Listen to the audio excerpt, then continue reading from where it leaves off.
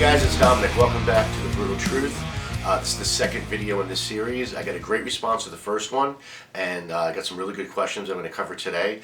Once again, what we're doing is basically talking about what people do not know or get wrong about the music business by someone who's actually in it. If you like this video, please hit the like and subscribe button because it really helps us out. And we're going to try to make this a weekly thing from now on. So hopefully next week we'll have another video. As always, if you have any questions, please put them in the comment section below. I'll be happy to answer them and possibly make a video for any of your questions. So today's question comes from Ryan, which was, what is the difference between a record deal and a distribution deal, and how are they beneficial or not beneficial? So, to put it as easy as possible, a recording contract or a record deal, so to speak, is basically when a record company is going to tell you that they are going to invest money into you putting out an album, and they're going to pretty much pay for everything. Kind of. As we learned in the last video, you're actually paying for everything. Basically what happens is a record company reaches out to an artist and says, look, we like what you're doing, and we're going to give you money to go ahead and put out a full album, an EP, whatever it is. They're going to basically front the cost of that record, whether it's 1 song, 10 songs, whatever it is. They're going to give you a budget, and you're going to hopefully stay within that budget. Now, the budget can be for just recording. The budget could be for recording, producing, promotions. It just depends on the deal.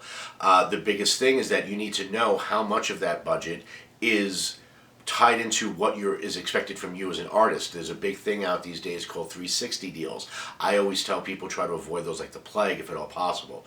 A 360 deal means that they're going to control pretty much everything about your career and get a piece of everything. So not just the songs you're writing, but the videos you're making. But when you go on tour, they're going to get a piece of that. If you sell merchandise, they're going to get a piece of that. If you get licensed, they'll get a bigger piece of that. If you sell your song to a commercial, they are going to get their piece. And trust me, their piece is always going to be much bigger than yours. Okay? Now, for some artists, this works for them. It generally works for solo artists. It generally works for artists that are in pop music. Because it's very easily marketable, like we talked about the last time. So you don't really see much of those for rock bands. However, rock bands make most of their money on touring and merchandising. They don't really make it on song sales, and they don't really make it on songwriting either. So this could be a big chunk of your income. But going back to the initial question, a recording deal is basically a company saying, we are going to pay for everything, and then we're going to take that money back out of whatever royalties are expected you to make. Okay? Now, with that usually comes some form of a control that a new artist is not going to have. They're going to have the last say. If you think you just wrote the greatest song in the history of the world, they can tell you, no, that's no good, put on something else. Go write another song.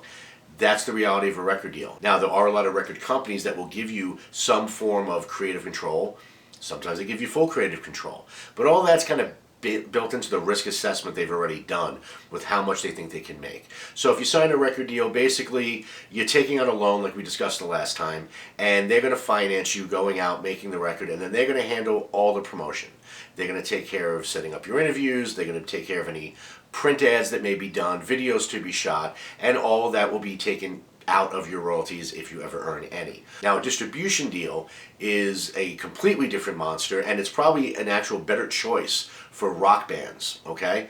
How a distribution deal works is that a company agrees to put your music out, and it could be in a number of different ways. You can have a distribution deal that is digital only. They're going to make sure that all your songs get on Spotify and Apple and things like that.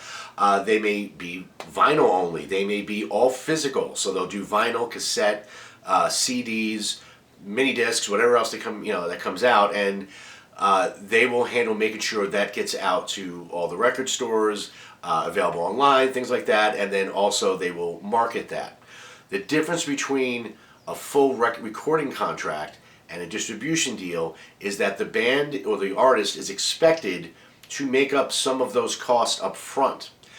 Usually, the artist is expected to pay for all the recording, okay? Wicked Garden's deal was like this when we were signed to Shock Records. Wicked Garden paid for the recording of the entire album, Post-Dystopian Leisure Music. We paid for all the recording costs, renting out the studio, whatever equipment we needed.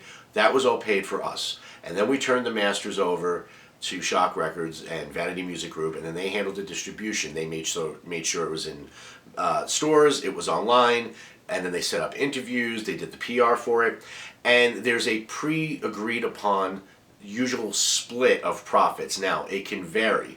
Sometimes it's 50-50, sometimes it's 60-40 in favor of the label, sometimes it's much better, sometimes it's much worse. So you kind of have to negotiate that. What I would recommend if you are offered any type of distribution deal, you need to first find out is what is your responsibility. Are you expected to pay for just recording? Are you expected to pay for recording and some form of the promotion?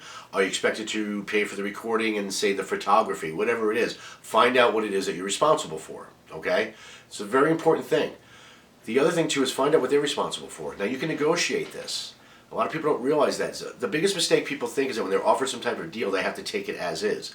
It's like, you never walk into a car lot and pay exactly what's on the sticker, right? Why would you not negotiate with your career, okay? You may not have any clout at this point. You may not have any power, so to speak. But nobody's going to offer you a deal giving you the best possible points right away. You're going to have to earn them at some point, okay?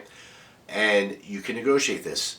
What I recommend is negotiate how much, whether it be a dollar amount or a percentage amount, that distribution company is going to invest into the product. A lot of people don't like when I use that word. It's a product. Your music is something that's going to be sold, something that's going to be transferred. It's a product, so you have to treat it as such. I want, in my distribution deals, the company to give me a set dollar amount of how much they plan on investing in this product, because that helps me gauge how much I'm going to invest on my end. If we're in a 50-50 split situation and it costs me $5,000 to do my record and they're all going to put $3,000 into marketing, it's no longer a 50-50 split as far as I'm concerned, because they're not putting in what I put in. So you want to make sure you're on that same page. Your marketing budget and your production budget should match up to the percentages that you guys plan on splitting. Okay? Do not walk in there and get a deal and you're going to invest $8,000 in, recording your album, and they're only going to put $2,000 in it, and then they want to split things 50-50 with you. That's not right. Okay? Yes, there's a time factor involved, and I respect that, but the reality is there's a way bigger time factor that you've involved, because you had to practice those songs, you had to write those songs, you had to go to the studio, you had to change whatever it is that needed to be changed. It's a lot of work. You deserve to be paid for that.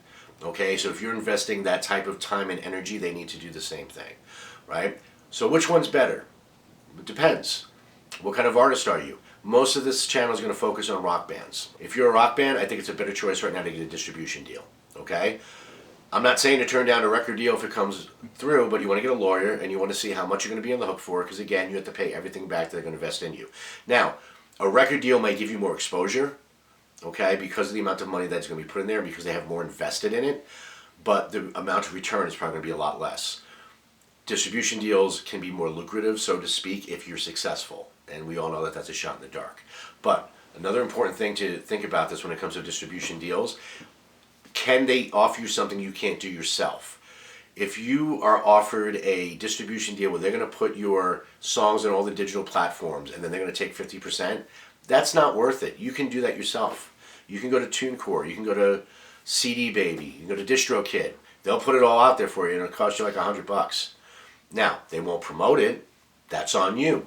If you have the time and the money to do the promotion, that's putting out press releases, filming videos, getting interviews set up, hiring marketing companies to promote the song, putting up Facebook and Instagram. If you can afford to do that and you have the time to do that, then you probably don't need those people.